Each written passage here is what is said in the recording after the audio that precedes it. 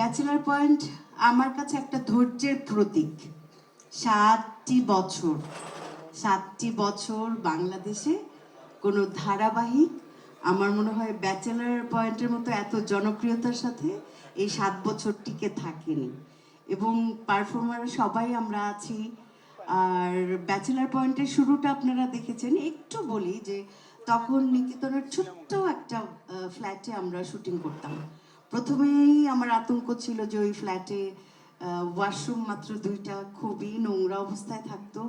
আমরা খুব প্রতিকূল অবস্থায় শুটিংটা শুরু করেছিলাম। তখন কাজল আরিফিন অমি খুব ছোটই ছিল আমার দৃষ্টিতে, আর সবাই তো অনেক ছোটই ছিল। পলাশ ছোট ছিল, শিমুল তখন ছিলই না। তো তখন আমার মেয়েরা ছিল অনেকগুলো, তারা যে কোথায় চলে গেল আমি রয়ে গেলাম। তো তখন দেখতাম যে সবার না মেজাজ অটোমেটিক বিগড়ে যেত।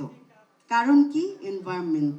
মানে ছোট্ট একটা ফ্ল্যাটে আমরা এতজন, ওখানে সেট হচ্ছে, রেস্ট করার জায়গা নেই, কিছু নেই, কি একটা অবস্থার মধ্যে দিয়ে শুটিং।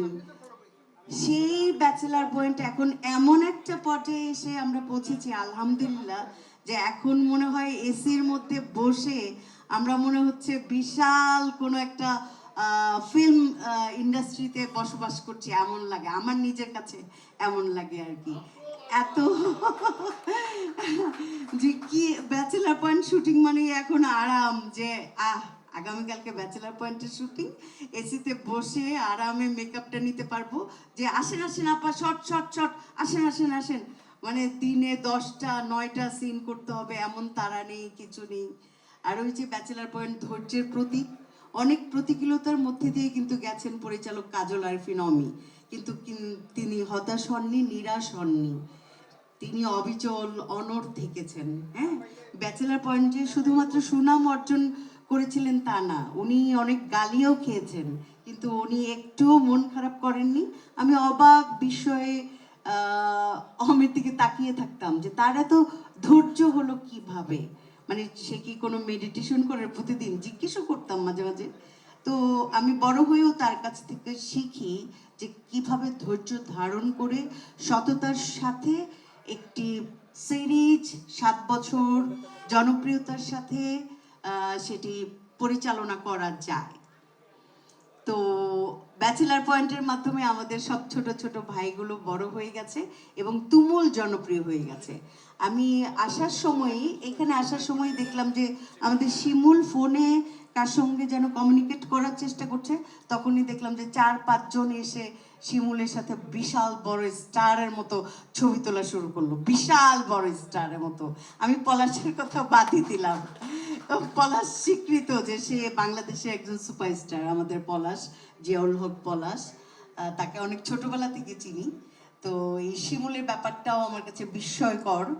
তারপর মাজ্জুক ভাই তো বরাবরই একজন গুণী মানুষ, কিন্তু নিঃসন্দেহে অনেক কিছু করেছেন মাজ্জুক ভাই। ব্যাচেলার সিনেমা করেছেন, অনেক নাটক করেছেন, কিন্তু ব্যাচেলার পয়েন্ট করার পর মাজ্জুক ভাইকে নতুন করে মনে হয় বাংলার জনগণ আবিষ্কার করলেন। আর আমাদের চাষি হাবু ভাই, সে সে স্বীকার করতে বাধ্য যে ব্যাচেলার পয়েন্টের পরে অন্য এক চাষি হয়ে গেছে, হাবু ভাই হয়ে গেছে সারা বাংলাদেশের কাছে। এই যে লামিয়া ল্যাম কি সুন্দর করে বললো, বেচারে ইমোশনাল ছিল, ওর কান্না দেখে আমার চোখেও পানি চলে এসছে। তারপর আমাদের ফারিয়া শেহরিন আছেন। তারপর আমাদের অনেক আগের গুণের একজন মানুষ আমাদের সঙ্গে সম্পৃক্ত হয়েছেন, আমাদের শিবলু ভাই। সে আমার পার্সোনালি অনেক পছন্দের একটা মানুষ, কারণ ওনাকে আমি অনেক আগে থেকেই চিনি। তখন ভয় পেতাম, মনে হতো লোকটা বদমাইশ। কিন্তু তখনই দেখলাম যে আল্লাহ চুপচাপ থাকে, কাউকে ডিস্টার্ব করে না। সুমন আনোয়ার ভাইয়ের সেটে আমরা অনেক অনেক কাজ করতাম, চুপচাপ থাকে, একটু একটু গান গায়, আবার অভিনয়ের সময় কি দুর্দান্ত অ্যাক্টিং করে। তো উনি ব্যাচেলার পয়েন্টে আছেন। আর অমির অনেক কাজেই দেখেছি ওনার মানে ফাটার অ্যাক্টিং, আমি খুব মানে মুগ্ধ হয়ে দেখি। আমাদের শ্রদ্ধেয় গুণীজন রানা ভাই আছেন, আব্দুল্লাহ রানা ভাই। সেই প্রথম থেকেই আমরা দুইজন আছি, আমরা দুই বুড়া বুড়ি আছি আর কি ব্যাচেলার পয়েন্টের সাথে। রানা ভাই, রানা ভাইকে আমার নিজের পক্ষ থেকে অনেক অনেক সালাম, শ্রদ্ধা, ধন্যবাদ যে রানা ভাই আছেন আমাদের সঙ্গে, আমাদের সুমন পাটোয়ারি ভাই আছেন। আর নতুন করে কি বলবো যে আসলে এই পলাশকে আমি অনেক ছোটবেলা থেকে চিনি, কিন্তু এখন দেখি যে পলাশ যে কোনো শুটিংয়ে মানে পাটা বাড়ানো মাত্রই যখন দেখি কোটি কোটি হাততালি, তখন গর্বে বুকটা ফুলে যায়। সত্যি মানে সত্যি একদম আমার কাছে অনেক গর্ববোধ করি, আমি নিজে অনেক গর্ববোধ করি।